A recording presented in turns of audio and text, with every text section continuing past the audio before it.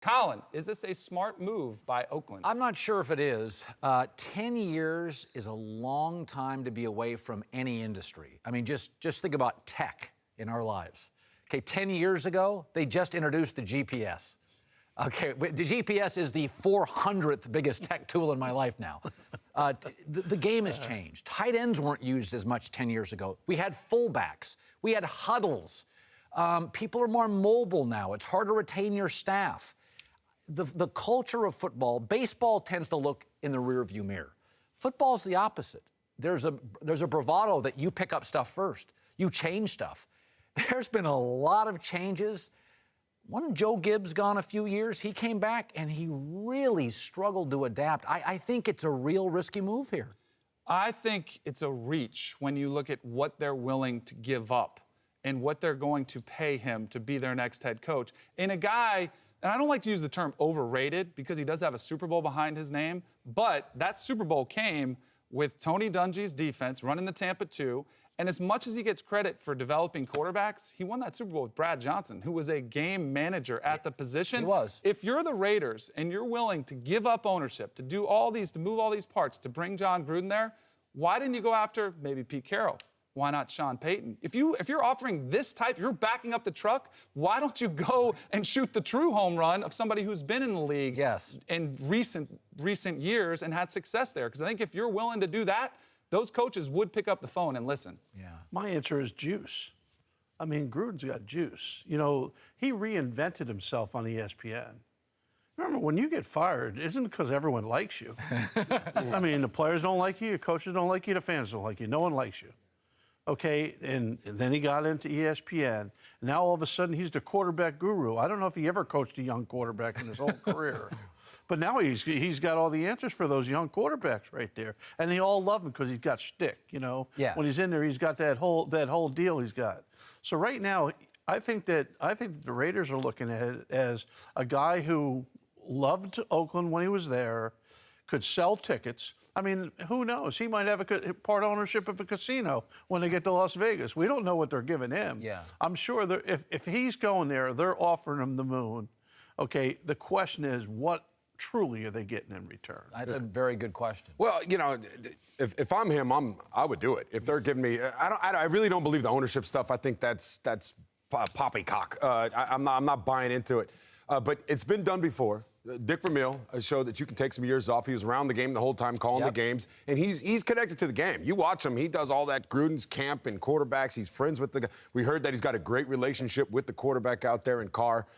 It's a great situation to do it. If he's ever considered actually coming out of retirement and coaching, this is the best situation for him because it is primed and ready. This is going to be a coaching dream. And Davis, the owner, he loves him. And you know what signaled this might really be happening? When Tampa announced that Cutter was staying. Mm-hmm. What? All of a sudden, Tampa's closed. You know, Tampa's going to open. That's where he's going. He's going to Tampa. He lives in Tampa. But all of a sudden, they're not on the market anymore. Why'd that happen? Maybe because he told him I wasn't going. He's not going there. And he's going somewhere else. I mean, it didn't happen by accident. You know, it is interesting. I always felt Gruden has a Nick Saban quality. He wears people out. But by the time you want to strangle Nick, you graduate and go to the NFL. It's why he's perfect in college. I worked in Tampa. Now, I didn't work there when John did. I worked there when Tony Dungy did. But when I left, I have a lot of friends there. And they all told me, to Charlie's point, the players hated Gruden, the executives did, the front office, the coaches. He wore people out. So I always thought he's perfectly suited for college, but I think John sees himself as an NFL. I think he would have been a disaster at the college level. I just don't think he would have dealt with the recruiting, the travel, all of it. I don't think he would have worked. You said something about the 10 years off, because I think that's the initial reaction is people are saying, oh my goodness, that's way too long to be out of the game.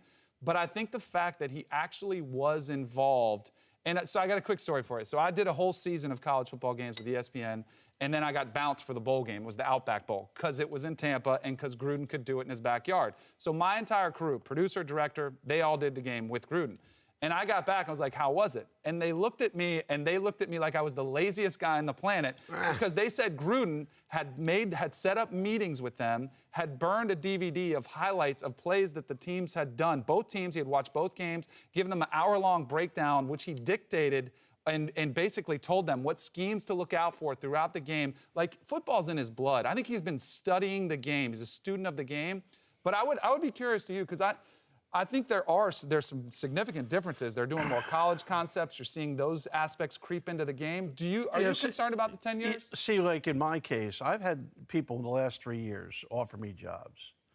And I've almost felt like I'm almost better suited to go somewhere as like an assistant head coach on offense, being there for an offensive coordinator, maybe who's not quite ready yet, but somebody who can feed them, because somebody who knows the game inside and out, but, can complement today's game because in 3 years, the game's changed a lot. It has. It's not the same just let's line up and I right with the fullback offset and go play action pass and pop it to the tight end down the middle of the field versus to Tampa. I mean, it's not just that simple anymore. Yep. This is P.T. Barnum. I'm sorry.